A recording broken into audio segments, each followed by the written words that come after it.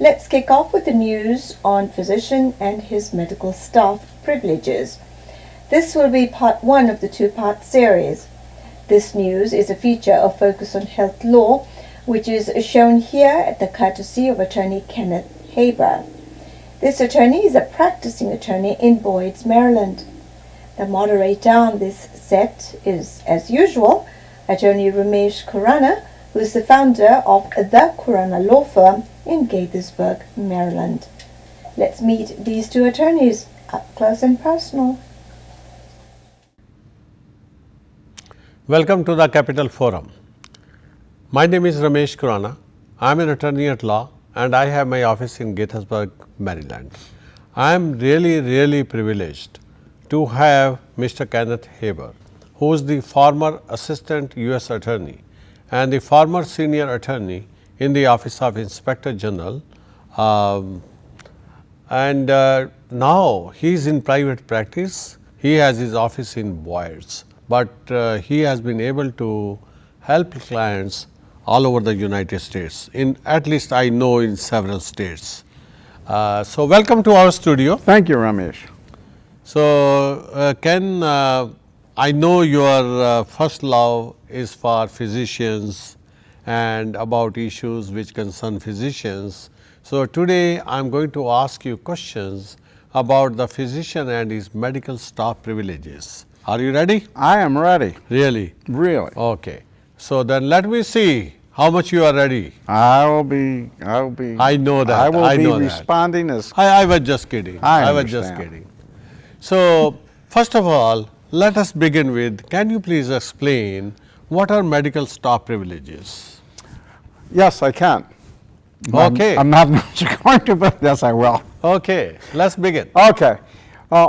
Medical staff privileges are the authorization of the medical organization, a medical entity such as a hospital, that permits doctors to practice at that entity.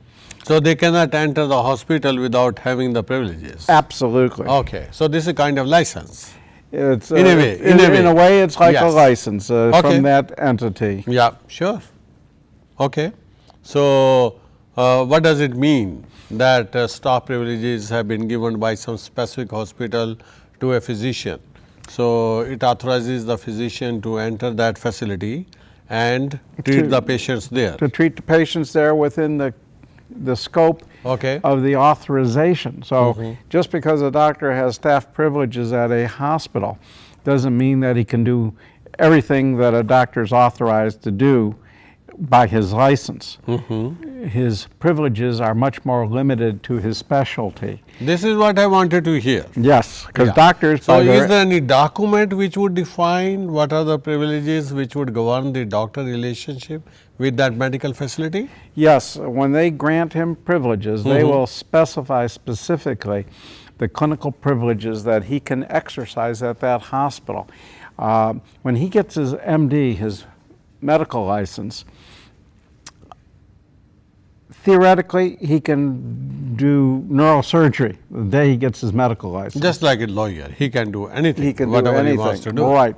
Yeah. But what stops him from doing neurosurgery, other than getting sued for malpractice, What stops me from doing defense work is because of the same reason. Right, That's right. why I refer my clients to you. But you see, the thing is that attorneys can sometimes fake it because they're off on their own. Doctors can't fake it in terms of when they need the medical entity's facility, when they need to use the operating room, when they need to be able to admit patients to a facility, they need privileges there of where they're going to treat that patient there. And if they're going to make rounds there and see their patients, they have to have privileges to do that.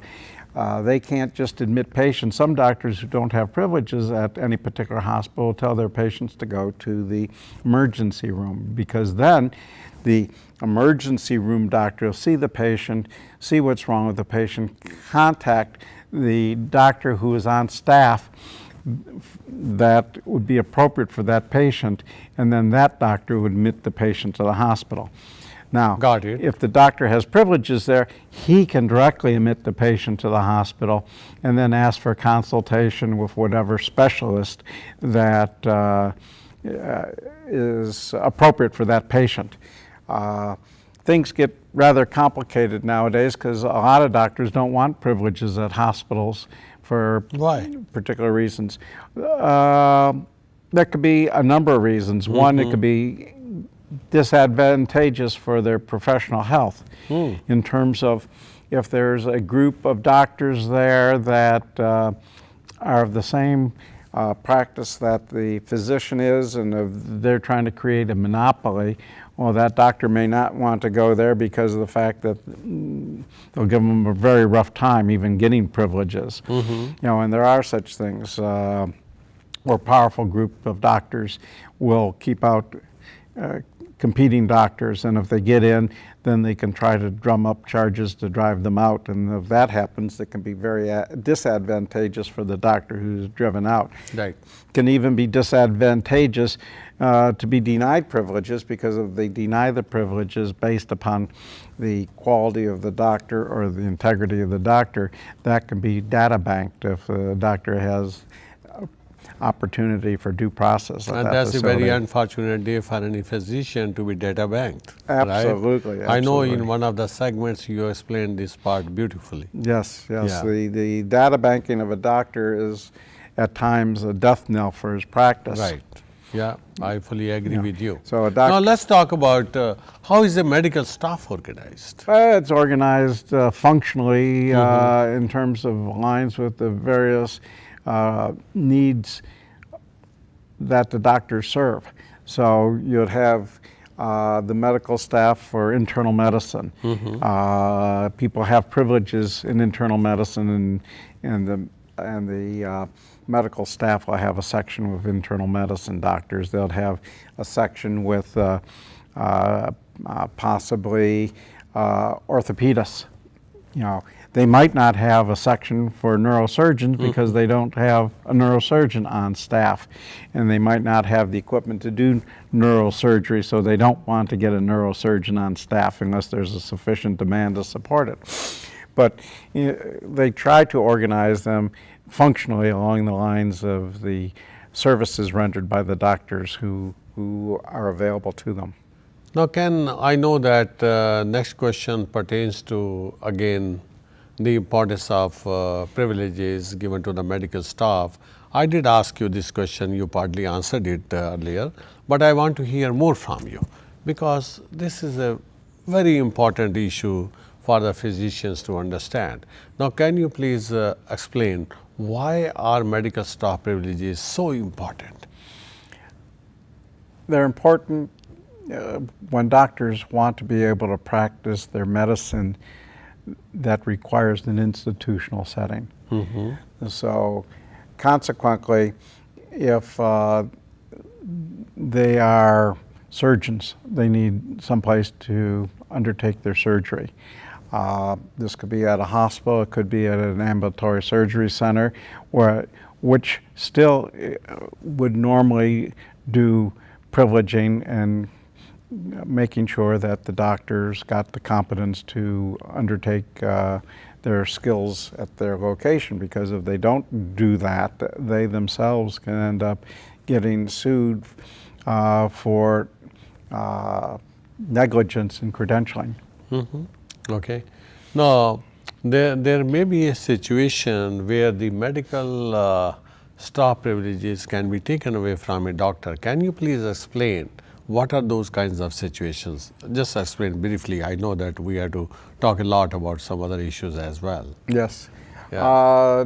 The medical staff privileges can be taken away when the doctor is deficient in the competency of his practice or his integrity.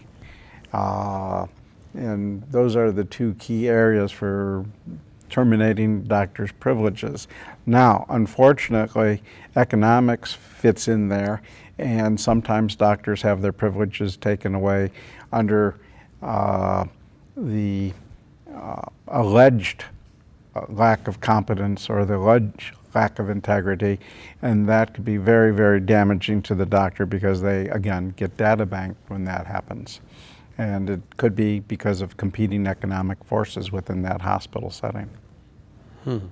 So tell us a little bit more, like why and how can a physician lose his medical staff privileges?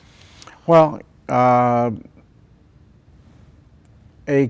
competing group can take a minor deficiency, assuming that it even occurs, and try to claim that it's of something that threatens the health and safety of the patients, and they can go through, a process that would result in charges being filed against the doctor. And if they have the clout to do that, the doctor can then have to go to a due process hearing to try to defend his practice, his privileges. And the difficulty is, if he loses his privileges, they have to give a justification under those circumstances. He gets data banked, and then everyone assumes that what the final outcome of the process was true, when in fact it could have just been an economic effort at anti-competitive practices. Now, would you like to tell a little bit more about the consequences of losing the medical privileges by a physician? Well, it gets reported to the data bank. The data bank, but also gets reported to the licensing board. So I've had situations where the licensing boards have cleared physicians, but they still get data banked, and everyone will assume what got data banked is true, when it's not true. The licensing board cleared that doctor, but they were objective, and the hospital was doing whatever the bidding of the dominant economic force there was seeking to have them do, because of the fact that sometimes these hospitals are more combination of economics than anything else. I'm not saying that there aren't very good hospitals, and I'm not saying there aren't very honorable people in the hospitals. I'm just saying that sometimes there are not so honorable people doing things in some of the hospitals, and the doctors can get blackballed by that. Now, can you tell us a little bit more about the concept of data bank? I know that you referred to this concept earlier, but why it is so fatal for a physician if that physician is data banked? Well, whoever's doing the data banking, who's submitting the data bank entry, is if they're doing it because of economic reasons, they're trying to taint that doctor so that the doctor can't be competition to them.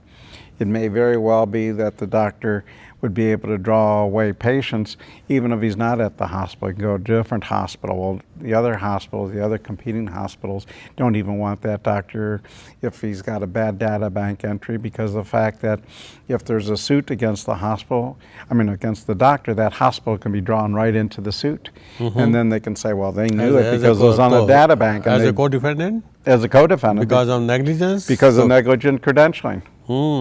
Okay. So this is how it is so important and fatal for a physician. To keep your record clean. Okay.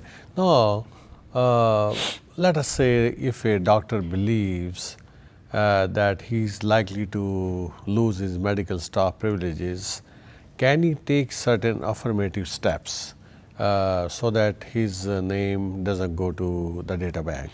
Yes. What can he do to stop it? Well, he needs to be proactive.